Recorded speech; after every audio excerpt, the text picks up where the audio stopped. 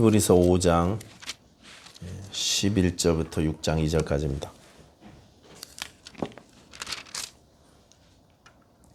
멜기세덱에 관하여는 우리가 할 말이 많으나 너희가 듣는 것이 두나무로 설명하기 어려우니라.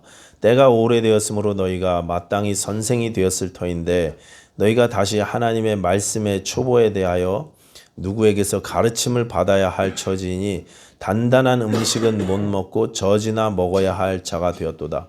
이는 젖을 먹는 자마다 어린아이니 의의 말씀을 경험하지 못한 자요 단단한 음식은 장성한 자의 것이니 그들은 지각을 사용함으로 연단을 받아 선악을 분별하는 자들이니라.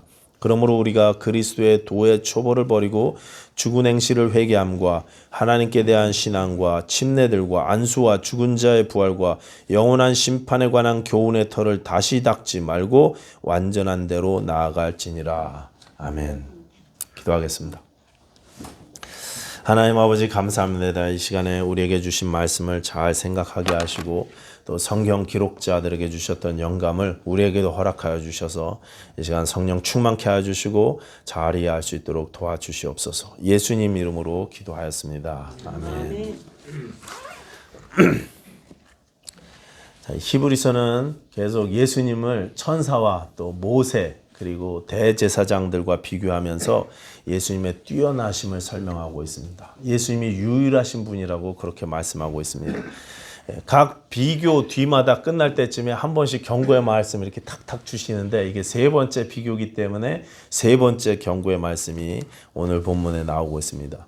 본문 앞의 내용부터 보면 예수님은 아론의 뒤를 잇는 그런 제사장이 아니고 예수님 레위 지파가 아니잖아요. 그렇죠? 유다 지파시잖아요. 그래서 아론의 육신의 대를 이어서 세습된 제사장이 아니고 예수님은 멜기세덱의 뒤를 잇는 대제사장이다 이런 말씀을 하세요. 근데 그러다 갑자기 이제 이야기를 중단하십니다.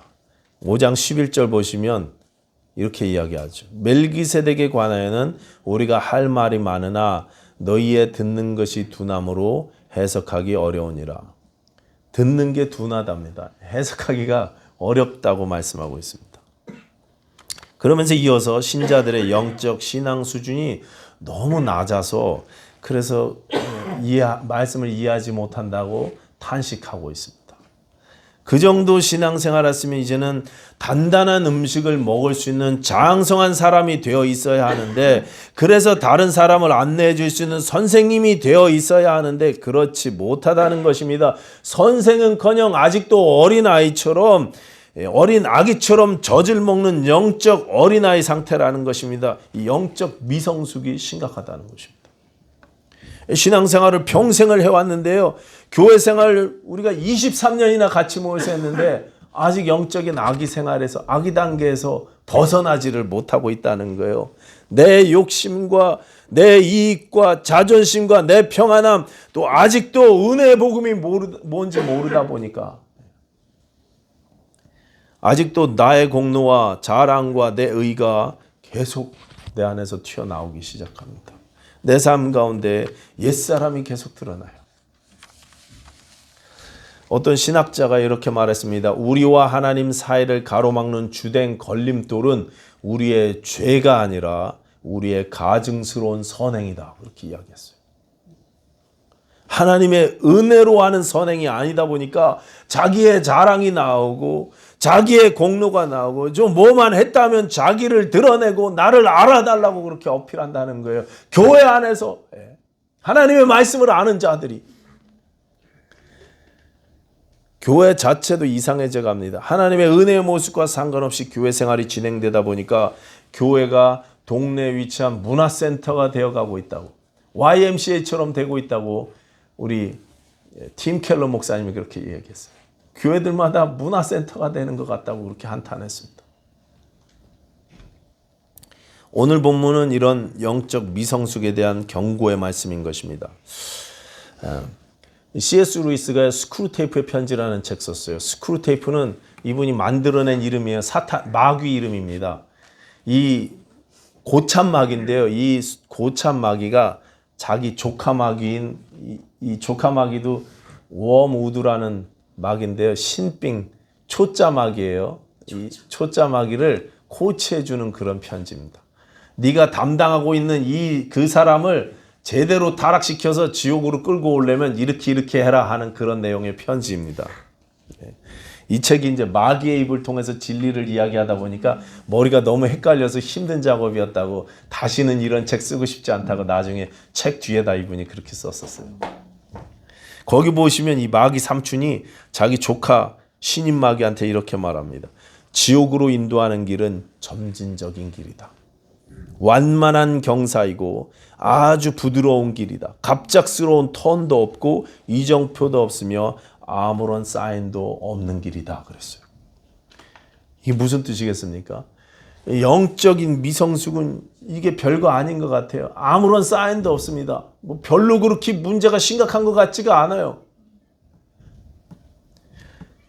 아무런 문제가 아닌 것 같습니다. 그런데 서서히 내 영혼을 죽여간다는 것입니다.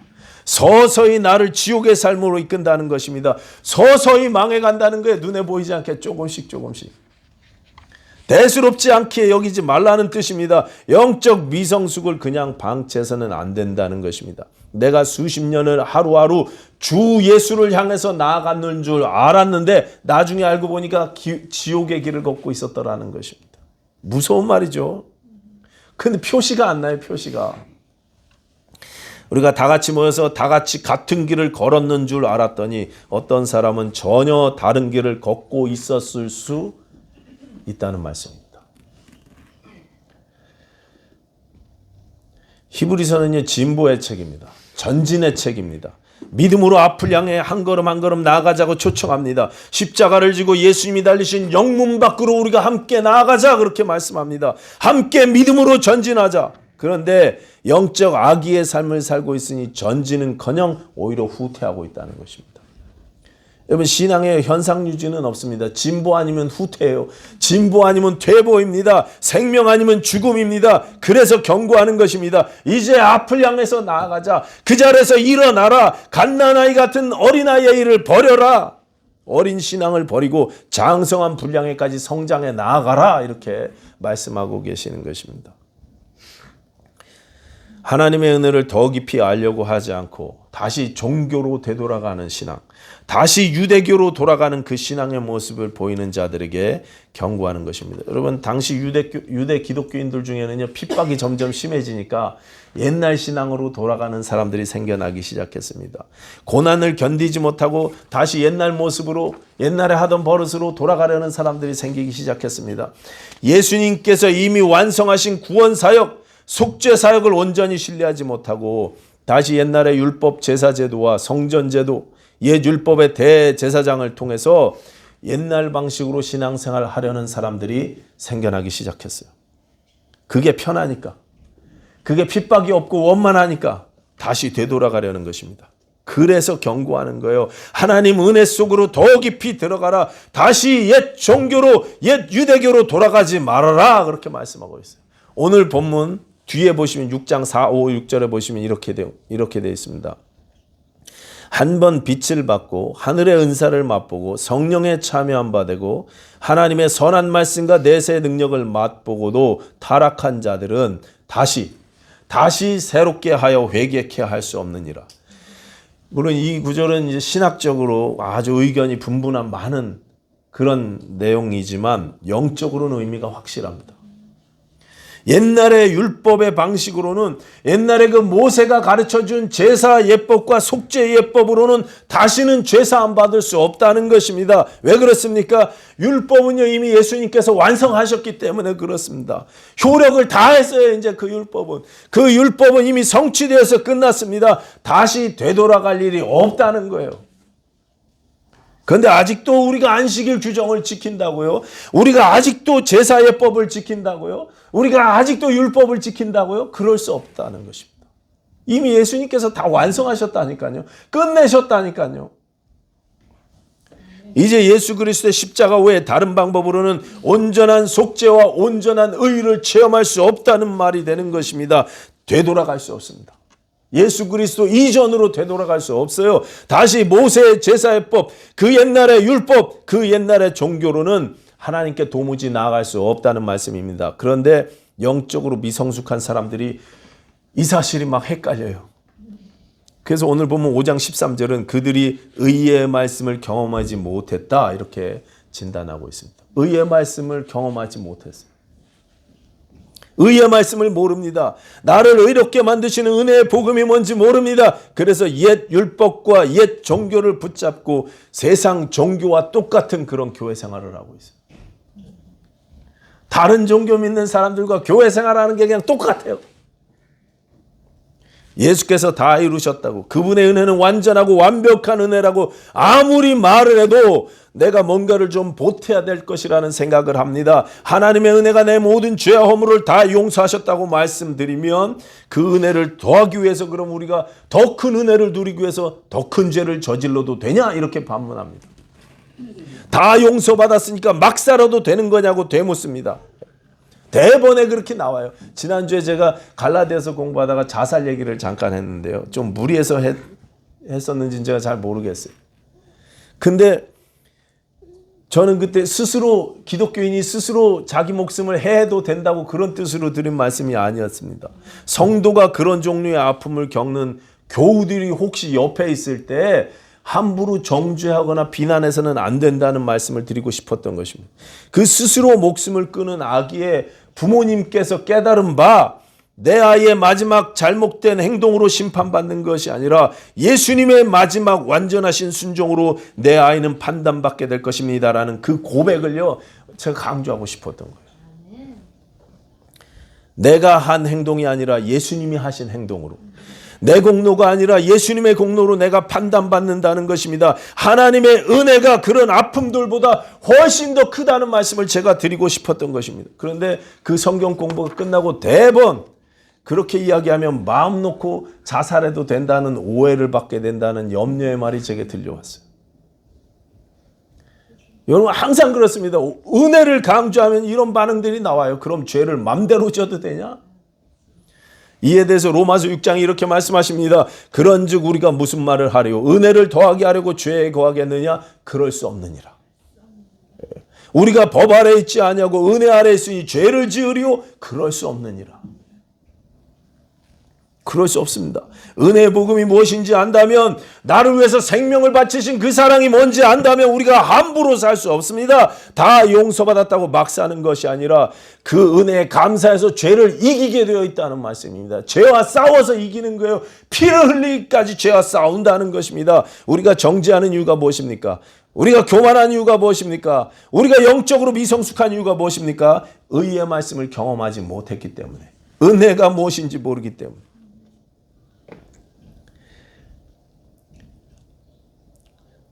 모르다 보니까 구원의 확신이 있다는 자들조차 교회 안에서 다른 사람을 속이고 빼앗고 다른 성도들의 눈물을 흘리게 만들어요.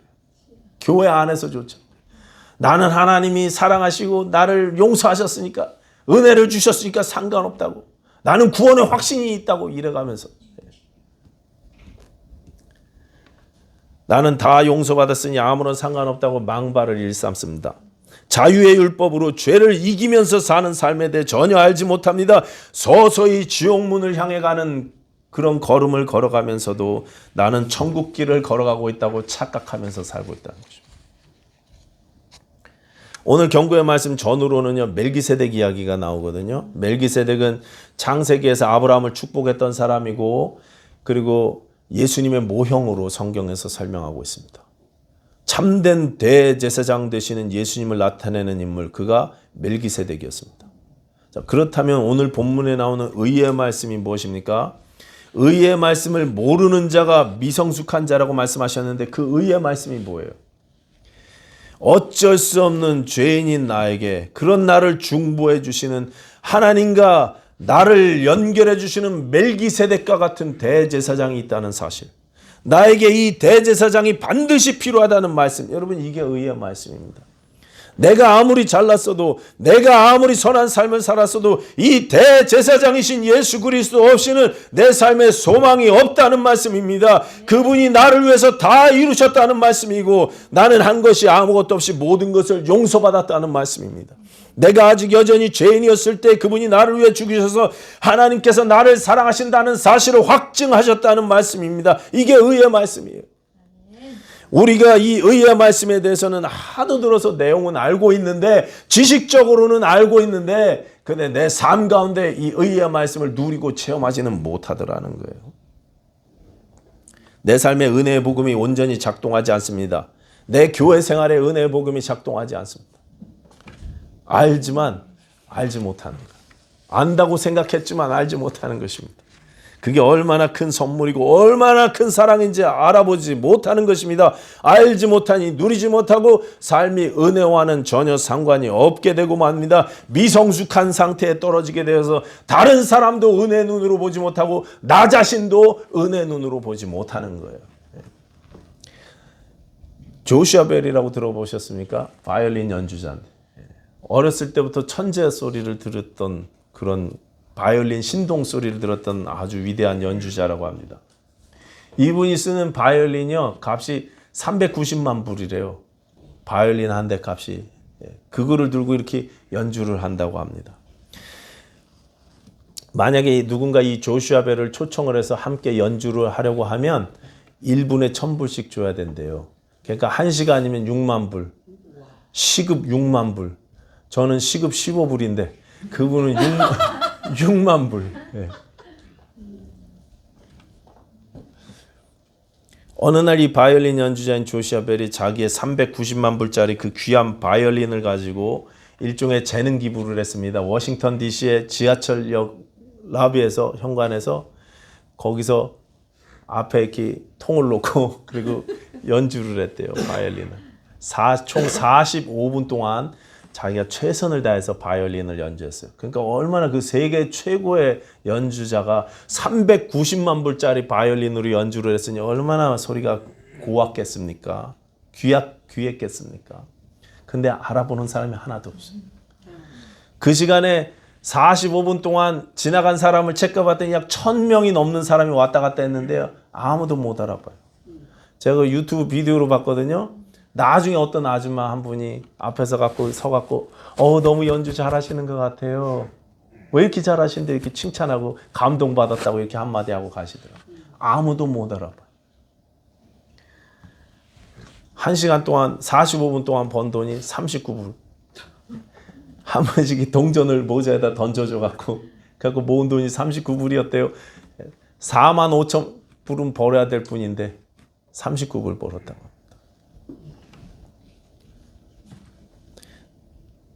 아무도 이 사람이 누군지 몰랐습니다. 여러분 모르니까 누리지 못하는 거죠. 예수님이 누구신지, 그분이 베푸신 사랑이 무엇인지, 내 삶 가운데 그 은혜가 어떻게 작동하는지, 얼마나 귀하고 꼭 필요한 것인지 알지 못하니까 누리지 못하니까 감사하지도 않은 것입니다.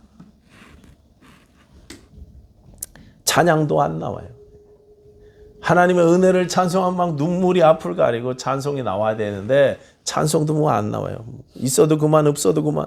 내가 이 영적 미숙을 떨쳐버리려면 반드시 나에게는 대제사장 되시는 예수님이 필요하다는 사실을 인정하셔야 되는데 우리가 그렇게 막혀 있어요. 내가 어쩔 수 없는 죄인이요 매일매일 구원이 필요한 부족한 죄인임을 인정하면서 시작해야 돼요.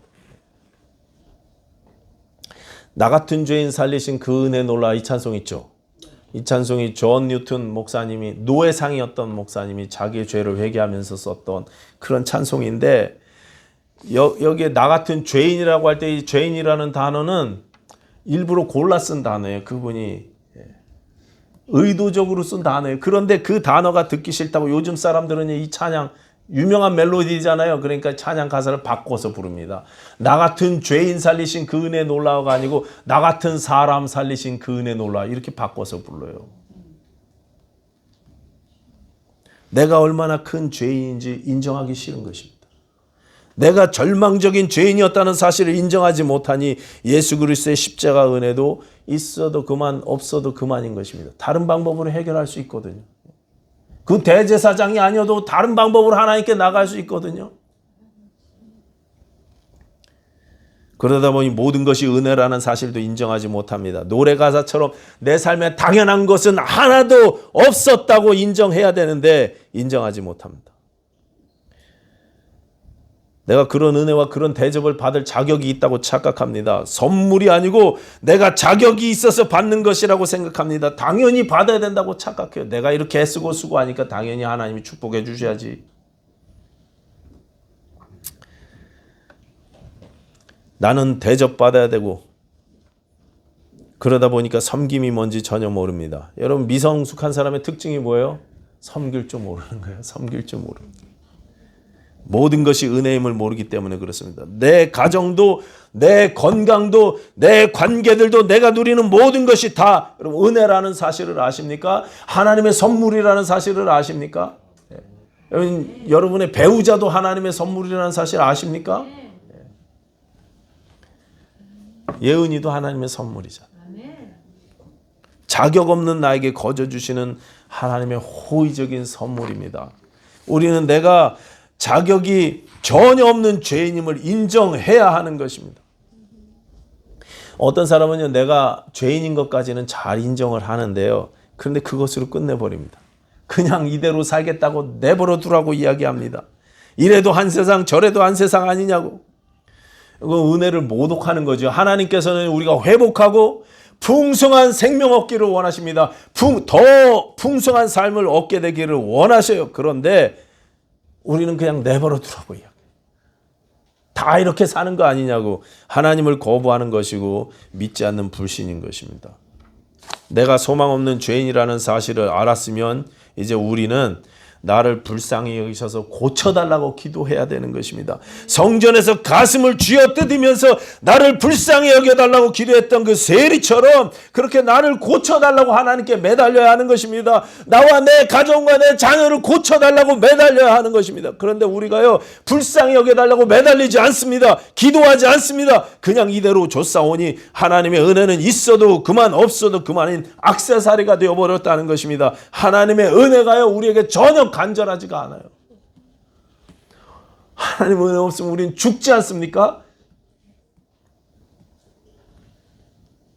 오늘 본문의 경고 뒤에 가서 보시면 잠깐 중단했던 멜기세덱 이야기를 다시 하는데요.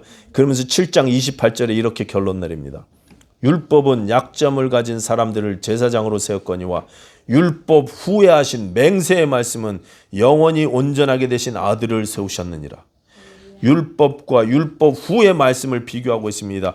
율법과 은혜를 비교하고 있는 것입니다. 종교와 복음을 비교하고 있는 것입니다. 여러분 누가 성숙한 신자입니까? 율법이 아니라 은혜를 붙잡는 사람이 성숙한 신자. 내가 절망적인 존재였다는 사실을 인정하고 나를 불쌍히 여겨달라고 기도하는 사람입니다. 우리의 대제사장 되신 예수 이름을 의지해서 하나님께 담대히 나아갈 줄 아는 사람이 성숙한 사람인 것입니다.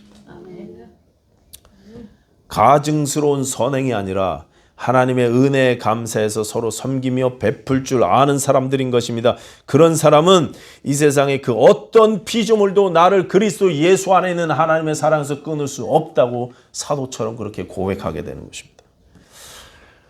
조니 에릭슨 타다 이야기 아십니까? 이분 얘기 되게 유명한데요. 이분이 지금은 70대가 되셨다고 그래요. 17살 때 바닷가에서 다이빙을 하다가 저 동부 바닷가에서 다이빙하다가 물속에 바위돌이 있는지 모르고 부딪혔죠. 그래갖고 목 아래 전신이 마비되셨어요. 얼굴만 이렇게 움직이시지 목 아래는 전혀 움직이지 못해서 평생 휠체어를 타셨습니다. 이분이 연세가 어느 정도 들으셔갖고는 또 유방암에 걸리셔갖고 유방암으로 고통을 당하셨고 수십 년 동안 만성 통증으로 고통을 당하셨습니다. 그래서 이분이 수없이 많은 날 동안 하나님 왜요? 하나님 도대체 나한테 왜 이런 아픔을 주십니까? 나는 왜 이렇게 아파야 됩니까? 계속 눈물로 기도했대요. 어떤 분이 이 조니 여사에게 질문을 했습니다. 하나님이 사랑이 많고 전능하신 분이신데 왜 당신에게만은 이렇게 힘들게 아픔을 허락하실까요? 왜 당신에게 이렇게 암을 허락하셨을까요? 왜 당신은 이렇게 삶이 힘들까요? 그때 이분 대답이 이렇습니다. 유방암으로 고통스러운 중에서도 저는 구주께 날마다 더 가까이 다가갔습니다. 그분의 성품 가운데 1년 전, 심지어 6개월 전에는 미처 보지 못하던 것들이 있었습니다. 그리고 보면 저는 지금도 여전히 성장하고 변화하고 있습니다. 사람들이 치유에 대해서 많이들 물으시는데 저는 몸의 치유보다 마음의 치유에 더 관심이 많습니다. 저는 말씀 묵상과 기도의 게으른 태도와 지독한 교만을 없애달라고 기도하고 있습니다. 그러면서 이런 글을 썼어요. 자기가 타고 다니는 그 휠체어를 향해서 이렇게 글을 썼습니다. 나는 이 휠체어를 천국으로 가져가고 싶다. 이것을 가져가서 작은 구석에 놓고 싶다. 완벽하게 영화로워진 새 몸을 입고 영화로워진 다리로 내 구주 예수님 바로 옆에 서서 그리고 이렇게 말하고 싶다. 주님, 저 휠체어 보이시나요? 이 세상에는 고난이 많다는 당신의 말씀이 옳았습니다. 하지만 제가 그런 일로 약해질수록 당신을 더 깊이 의지했습니다. 그리고 당신을 더 깊이 의지할수록 당신의 강하심을 더욱 깨닫게 되었습니다. 당신이 저 휠체어라는 고난의 선물을 주시지 않았더라면 그렇게 될 수 없었을 것입니다. 그리고 나서 색종이 테이프가 뿌려지는 퍼레이드가 시작될 것이다. 온 땅이 이 잔치에 참여할 것이다. 이분이 그렇게 쓰셨어요.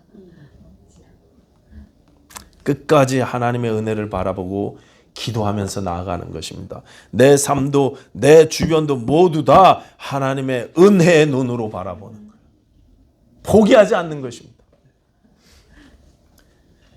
교훈의 털을 다시 닦지 말고 완전한 대로 나아갈지니라. 오늘 본문은 그렇게 말씀하십니다.